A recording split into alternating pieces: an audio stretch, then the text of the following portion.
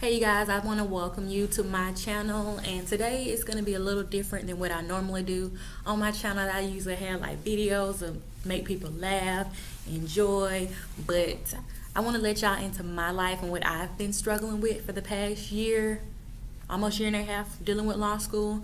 I want to talk about the struggles that you go through when you are a vast minority of a law school, and some of the issues that I've personally been dealing with. And I want to get your feedback on how you would have dealt with them, what you would do if you were me, because I'm still going through this. And I feel like the issue is trying to be swept under the rug and kept on a hush hush when it's not okay.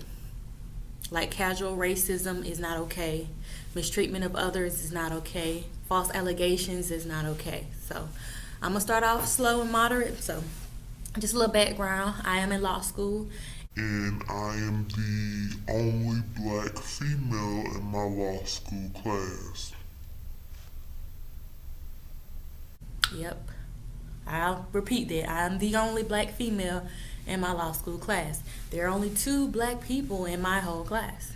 It's a black gentleman, and then it's me. He's from the north, I'm from the south. That makes a big difference when you black and you from the south, and then you black and you from the north.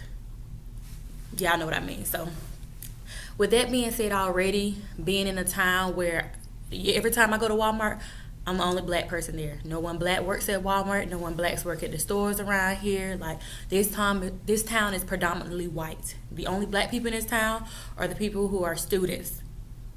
That's it. So that was something to get used to, like dealing with racism in this town. I remember the first time I went to Walmart, I bought a futon, paid for it at self checkout. They tried to accuse me of stealing. Got mad because I wouldn't show them my receipt. And I said, the girl just saw me put my crisp 100 in the machine, and you guys see my receipt like I stole it. I returned that futon that day and bought it off Amazon, because you won't be getting none of my coins if you're going to be acting like that. And stuff like that happen on a regular basis, and it even happens here at the school. Like, people are racist at the school, and they try to disguise it as, oh, I'm a Trump supporter,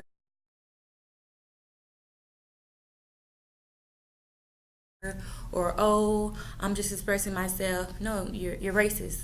You're demonstrating behavior of a person who is racist. Casual racism is a big problem. People like try to laugh it off as in it's a joke or making remarks. No, I've heard the people express that they like use the N word freely. I had a girl tell me to her face. She said the N word all the time this song. When she Her car, she said in front of her kids. She said when she's talking about people, like she said she had a no good dude and she called him the N word.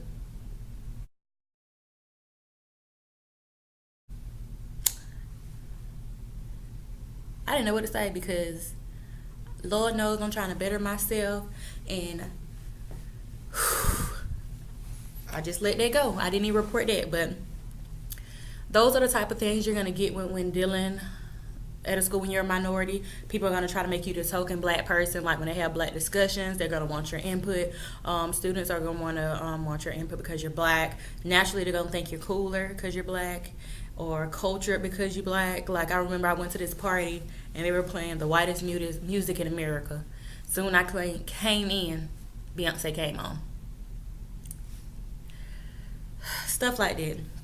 But to get on to what I've been personally dealing with over the past year and a half, I've been dealing with being targeted by students, staff, and just people in general. It all started with I had an issue with another student where they became upset because I did not want to study with them. They were dead pressed. You want my raggedy notes and want me to study with you that you dead pressed. So we get into class. The girl sits right beside me. I hand her the roll. She snatches the roll from me. Give me that roll. Why? Because it means something to me. For real, you guys. Like, when she sat that roll for me, I felt like I was Nunu, and she was T.I. like, did clean off my neck. Like, oh, you just don't snatch it. And calls me a bitch under her breath. I think she thought that I wasn't going to hear, or maybe she thought I wasn't going to say anything. But when I tell you, it was like, bitch, and then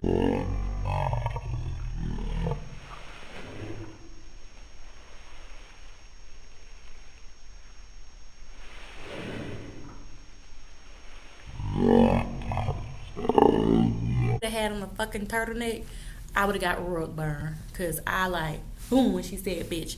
And I was like, what did you say? I said it like in a joking manner because I was like, if you gonna call me a bitch, say it with your chest and mean it. Don't be afraid to not repeat it. Mean what you say and say what you mean. Don't say it and then get scared. But no one heard that. They just heard me say, what did you say? And at that moment I said, you know what, Monica? The devil's trying to test you. And I got up and left from the classroom when it got me a sip of water. Came back and got through taking my notes. Didn't play no never mind about it. Didn't even care about it. The next 2 days, nothing happened. On that third day, I got an email from a staff member saying that this girl had took the protection order off of me and said she feared for her life. She hadn't changed the story to I stood over her in front of the class full of about 40 or 50 people saying, what girl? What did you say? Huh? Yeah, what did you say? To the point that she feared from her life. Mind you, it's about 40 or 50 people in this class that know that's a damn lie. And also the professors and everything know that's a damn lie, but nonetheless, she took out a protection order and the school sent me an email and said I couldn't go to class. So I went and got me a lawyer. And my lawyer said I could. So guess what? I went to class. And that's when the same staff member came over and basically said, neither one of y'all can go to class. And I was like, well, my lawyer told me I can go to class. They're like, well, now the school is taking a protection order out on you. I was like, really? Really? Y'all, for what reason? They were like, because of what happened in class. And I said, how are you going to take a protection out of me from what happened in the classroom when no one has talked to me and the girl has not filed anything with the school? All of this is mere speculation. So I didn't worry about it, still being me. I was like, okay, I'm not going to go to class. I didn't get to go to my exam review session or anything. So I went and got the protection order taken care of with my lawyer. It was thrown out, so the protection order was no good. So I come back and I file a complaint because that same staff member that was doing all that, I felt that that staff member was going to be biased because you personally sent the protection order that the girl emailed you to me. And you also typed the letter that said the school took a protection order out on me. And get this, that same staff member gave his car to that girl to drive. So the girl who took the protection order out on me was driving that staff member's car. She was living at his house. And you don't think that that's going to be biased. And no, this was one of my professors. I took a class from him during that time.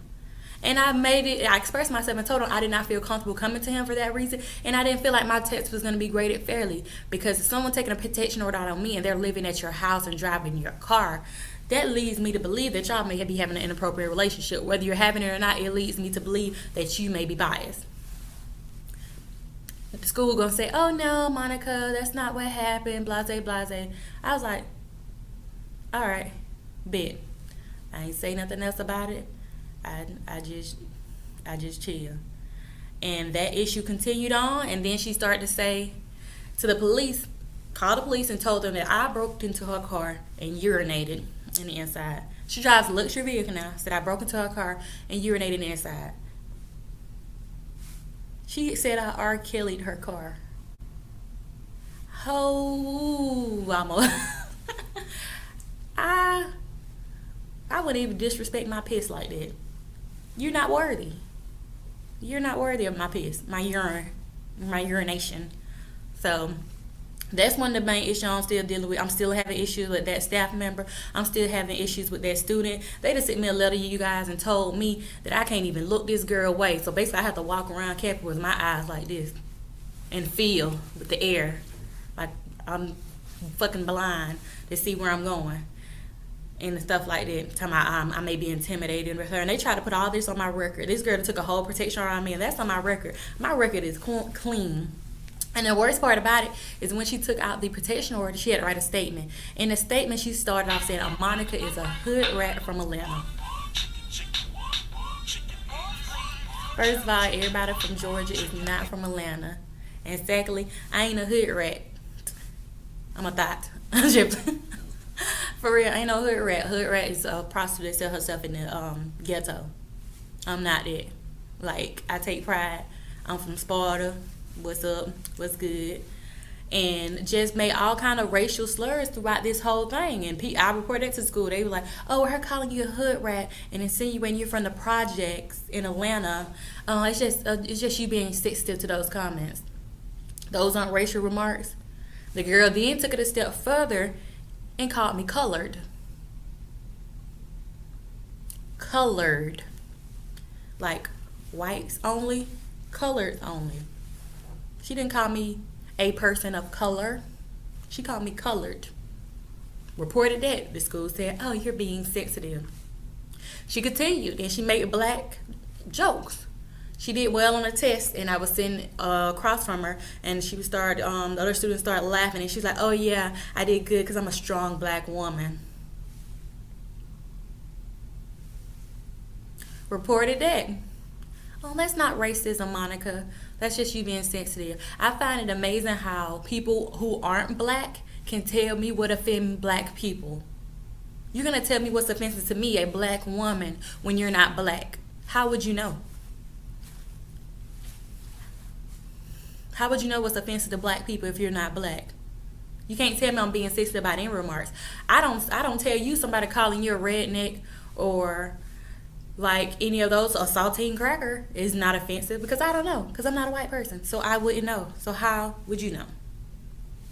Again, school said, "Monica, you're being sensitive," and this girl continued to the point where I started receiving threatening notes in my school mailbox. I reported it to the school. Nothing.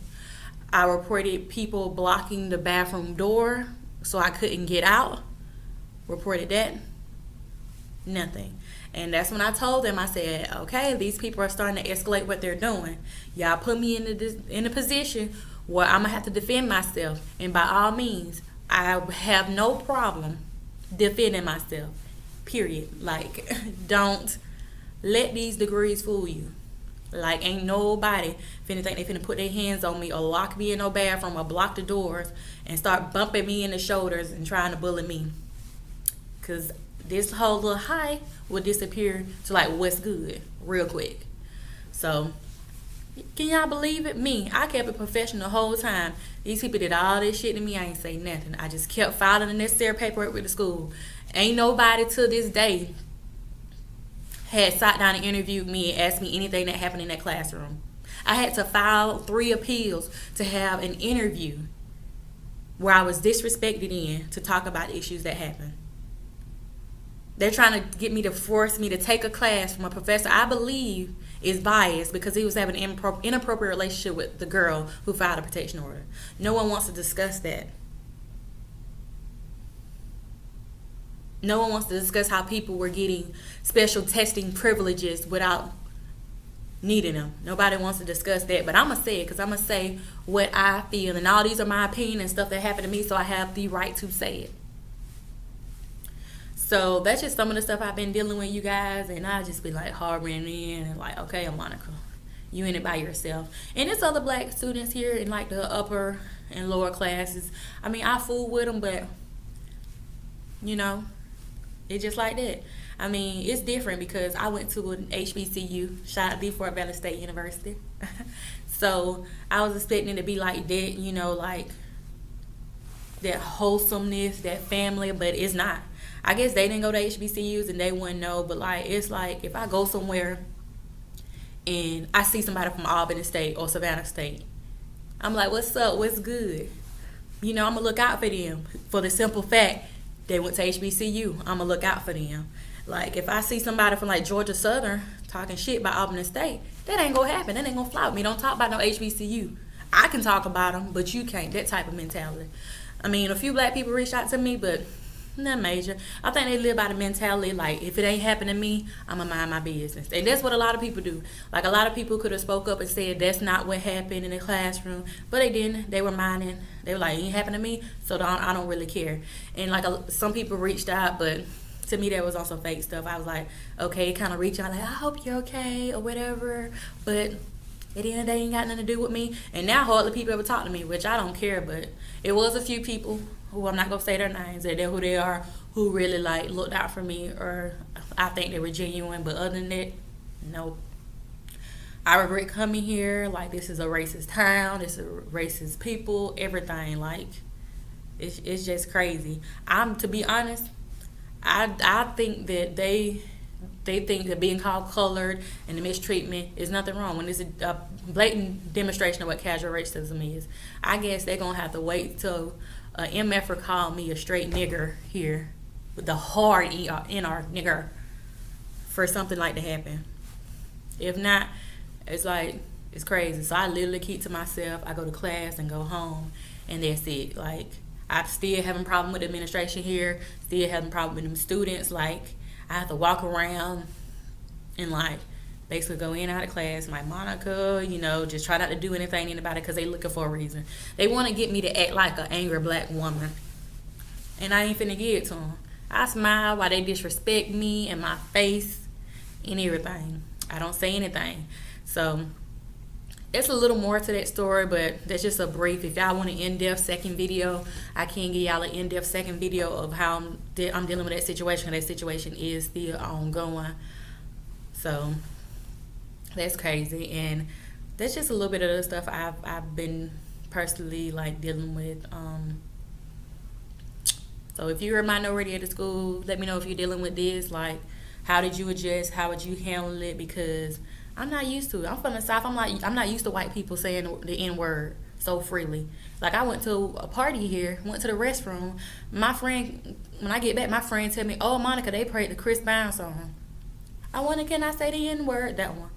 And they really say the N-word.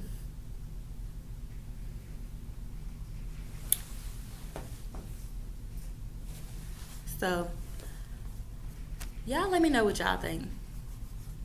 And if y'all want a second video, let me know. And just let me know how you would handle everything. Bye.